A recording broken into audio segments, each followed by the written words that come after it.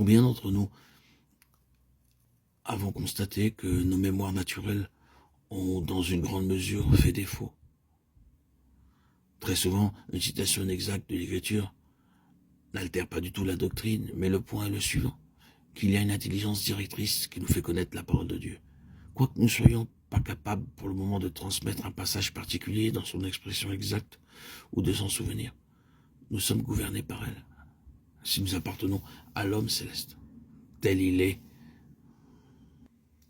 tel nous sommes aussi dans ce monde. 1 Jean 4,17.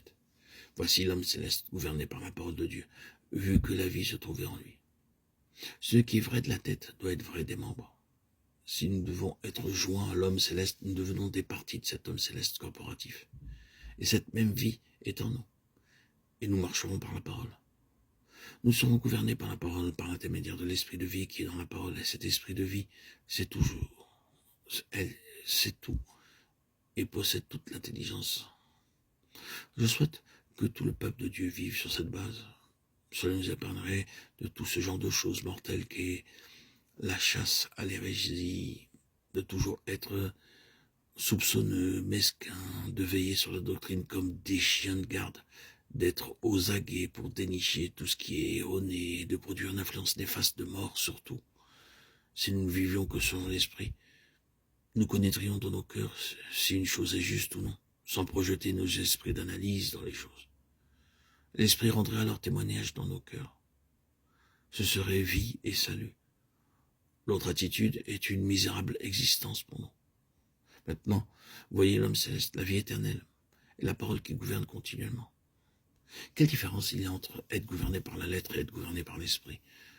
Nous pouvons avoir le livre, posséder toute la lettre et peut-être constamment s'écrire à la loi et au témoignage.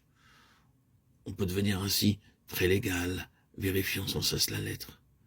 Le Seigneur Jésus n'a pas agi de la sorte, ni l'apôtre Paul.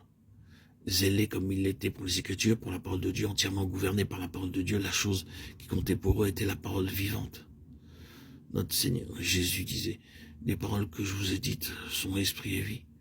La chair ne sert à rien. » Jean 6, 63.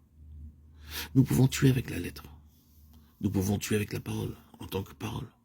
Nous désirons assurément être délivrés de traiter les Écritures en tant que mots, en tant que lettres. Et désirons être introduits là où il s'agit de l'esprit dans la parole, donnant la vie. Quelle différence il y a entre ces deux domaines? L'un conduit à rien de moins que la mort, la paralysie, à produire un froid glacial et à tout flétrir. L'autre conduit à une condamnation positive, à un jugement qui est nécessaire pour détruire la chose qui est mauvaise. Cet autre domaine ne laisse pas les choses dans cet état de flétrissure sans indication, ce qui n'est que trop souvent le cas lorsqu'il s'agit simplement d'une chose de la lettre.